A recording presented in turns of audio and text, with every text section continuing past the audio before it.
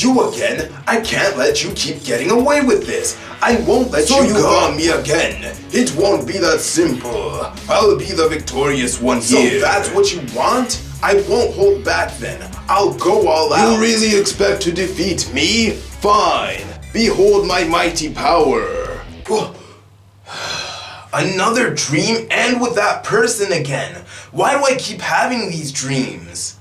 This may be a shaky video. I'm gonna apologize in advance to all the Sonic fans before I even start talking about this game. I know there's gonna be something I say that will probably anger you. Anyways, is Sonic Adventure 2 a good sequel? Also, is it even a good game? Sonic Adventure 2 came out for the Dreamcast on June 23rd, 2001. And just like the first game, this game came out on multiple consoles. It came out for GameCube, PlayStation 3, Xbox 360, and Steam. And for the Steam release, it came out on November 19, 2012. It's been on Steam for quite a while now. This Steam version comes with the base game, and you can get the battle mode that was released on the GameCube version as DLC. It's an alright extra feature, but more on that later. I know this was a short history lesson, but I'm starting to get tired of just giving dates that we don't need to know. This is a review after all, so you guys don't need all that info. This game has the same controls as the first game, so there's your movement with the joysticks, jumping, and an action button. But if you want a more in-depth explanation, check out my Sonic Adventure video. Anyways, you do end up playing as different characters, but it's a bit different from the first game. There are 6 different characters you play: Sonic, Tails, Knuckles, Shadow, Rouge, and Dr. Eggman, also known as Dr. Robotnik. Whichever you like. You don't get the luxury of choosing who you play as, and each character has their own counterpart.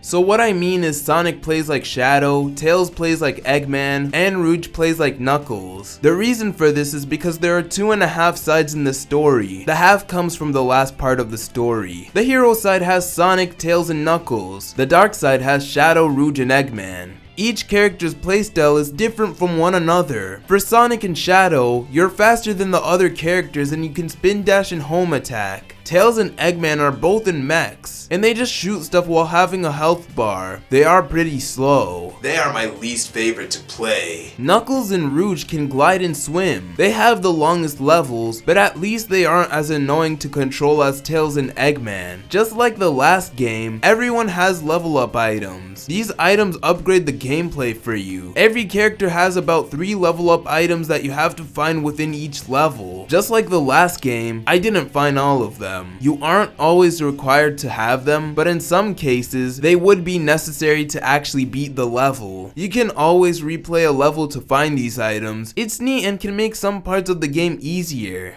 For the types of levels you have, there are 3. For Sonic and Shadow's levels, you just need to get to the end. For Tails and Eggman's levels, you need to get to the end but in a more annoying way. And for Knuckles and Rouge's levels, you need to find 3 emeralds. These are by far the worst levels, especially that one with 5 minutes. You know which one I'm talking about. In a way, this kind of feels like a downgrade to Sonic Adventure, but realistically speaking, it's actually a lot better. Any story in Sonic Adventure that wasn't Sonic's was not very fun for me, but this one is a lot more decent. Sonic and Shadow's levels are pretty fun since they are as basic as they get, but Tails, Knuckles, Rouge, and Eggman's levels are all just whatever. As I said, Knuckles and Rouge's levels are just not the most fun since it's just searching for stuff. A problem I had with the last game was playing it made me feel sick. But while playing this game, I only felt that way when I played Knuckles and Rouge's levels. The last level is a mixed bag for me. It's cool that you get to play as everyone, but this has got to be one of the most stressful levels in this game. And there are a lot of those actually now that I think about it. But at the end, the levels are alright. It's cool how every level is different even though some of them take place around the same area. Within the levels, you can find some Chao keys. These allow you to go to the Chao garden after completing a level. It works pretty much the same as the last game. You find animals in levels and you let the Chao absorb their powers. There are also the tubes that enemies would drop after defeating them. Those can be used to upgrade the Chao. Chao Lobby would be the place you first are after beating a level and having a Chao key. This is the only hub in this game since it can take you to 2 other places, the Chao garden and the Chao kindergarten. kindergarten. There are some minigames you can do with your Chao, Chao Karate and Chao Race. Overall, it's a nice time waster. A time waster that I didn't spend much time on. I said Chao here a lot, didn't I? The final thing about this game is multiplayer. This was included in the GameCube version of the game. As I said, this is DLC for the PC, so I bought this just for this video. I'll literally never play it with anyone else. There are 3 types of modes you can do here: race, treasure hunt, and shooting. These are pretty straightforward. Race is racing to the end of a level. Treasure hunt is finding emeralds and getting them all before the other player. Shooting is just a shooting battle against the other player. You have a handful of characters that aren't just the main 6. In the original game, the way you would get them is by getting A rank in every level of every character. But the PC version unlocks all of them from the start. It better, because I paid for this mode. There isn't really much to say about this mode other than it's cool to see multiplayer in a 3D Sonic game. My take on this game's music may be a little controversial. I don't think this game has a better OST than Adventure 1. It's a lot more rock and that's not bad. There are a lot more vocal songs in this game and the vocals are all fine. Live and Learn and Escape from the City are both very popular songs. I don't mind them, but honestly, the soundtrack is just okay in my opinion. If I had to choose my favorite song, it has to be the song that plays when you fight Shadow or Sonic for the last time. The battle may be lame, but the song is awesome. I still prefer Adventure 1 music though. This game took an interesting approach in its story. Just like the last game, this game's story is connected by 2 sides. So although Hero and Dark have different stories, they all connect to one big thing. I'm not going to go in super depth with this story, but I'll go over all the important parts. Starting with the hero side, it starts with Sonic being taken away by the government. They thought he was Shadow, so they just wanted to seal him away, I guess. How do you even make that mistake? In fact, how did everyone make that mistake in the game?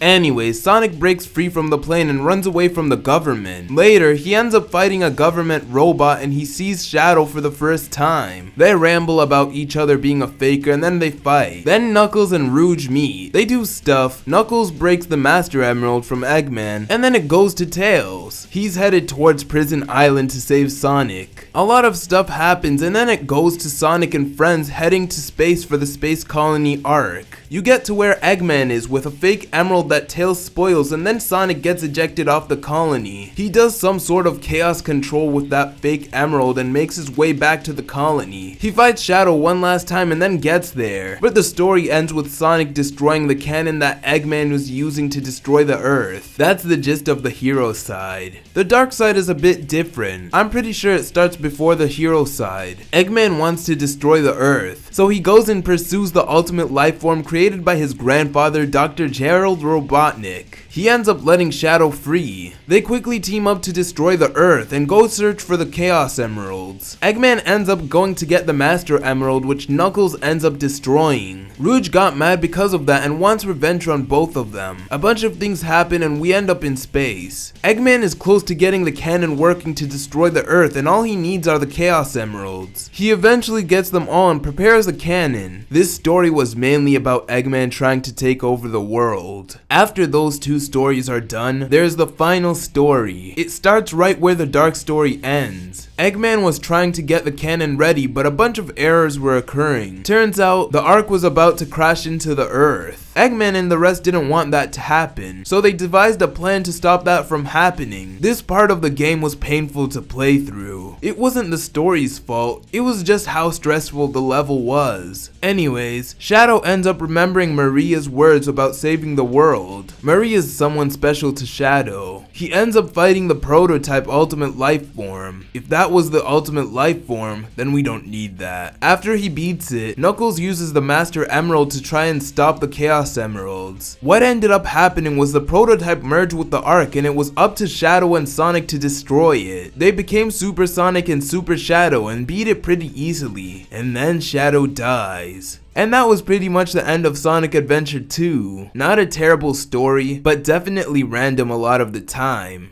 As I mentioned before, there is no hub world. That's kind of a shame because that was a huge charming point from Sonic Adventure. They probably didn't have enough time to make one, or they just couldn't figure out how to make one fit in this game. This isn't a huge issue though, because I think the game is fine without it. You actually get something for 100%ing the game. You get an extra level, which is a 3D version of Green Hill Zone. It's actually a really cool addition. An addition I didn't get since I didn't 100% the game yet.